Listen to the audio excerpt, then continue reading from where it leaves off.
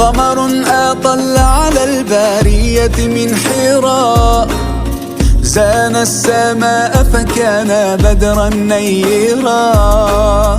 قمر أطل على البارية من حراء، زان السماء فكان بدرا نيرا. هو رحمة الرحمن ذاك محمد. كيف؟ اجتمعوا كل القبائل اليهودية. ايوه. الرسول صلى الله عليه وسلم. كلها مع مكة و القرآن كشف كل مآمراتهم وصفاتهم، ولذلك هم يقرؤون القرآن دائما. أول شيء وصفهم القرآن به قسوة قلوبهم. قلوبهم أصبحت غير مستجيبة نهائيا لأي ديانة جديدة.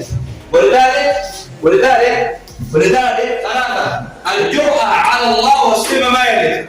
خذ لك بعض الصفات التي وصفها الله عز وجل. بعض الصفات عن الله، عن جرأته على الله.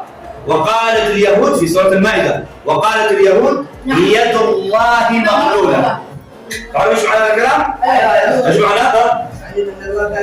لا يعني ان الله بخيل. الله بخيل، يقول ان الله بخيل. ما رايك؟